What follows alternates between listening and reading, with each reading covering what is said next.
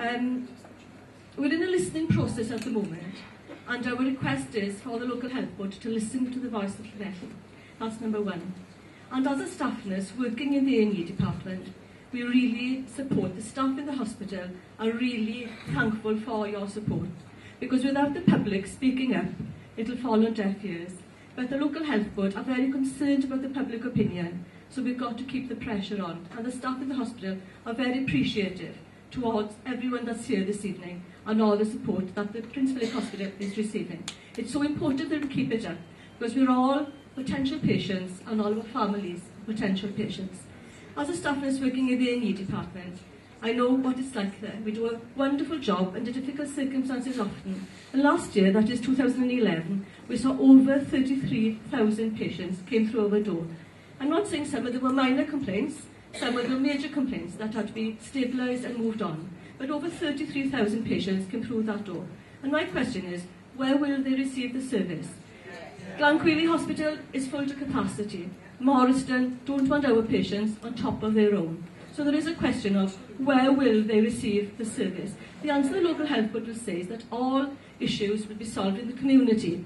And that's wonderful. We want community care. We're all for community care. But even if you had the perfect service in the community, first-class service for everyone, there is no hard evidence to show that that will reduce the acute hospital admissions. Acute is acute. And I've seen some nurses in the front here. Everyone who's dealt in the hospital knows what an acute admission is. And that's not something that can be solved locally in the community. We need community services. We want improved services in the community, but we also need a hospital close to all the population. We've got 4 times the density of Carmarthen.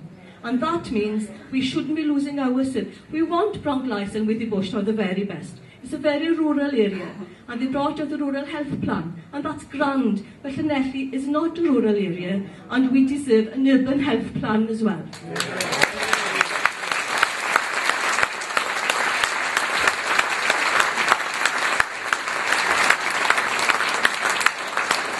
Just one small point to finish.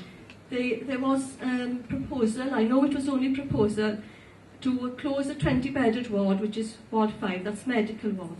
It was a proposal at the time. Now, we've got great concerns at the hospital. There's a lack of bed capacity, not too much. And I can say the hand on my heart, and when you speak of the truth, you've got no fear. And we'll be having people sleeping in A&E all night on a regular basis, not a one-off, a regular basis. Now, that implies to me and my fellow colleagues in the hospital that we have got enough beds, not too many beds. So,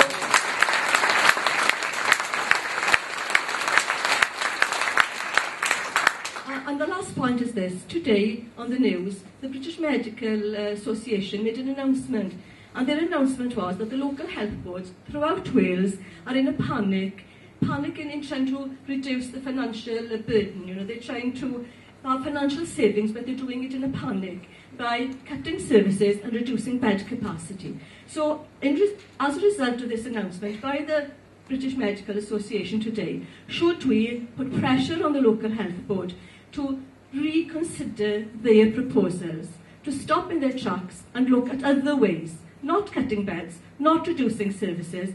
We deserve the best and we should be getting the best. So we need to keep the pressure on. Diolch.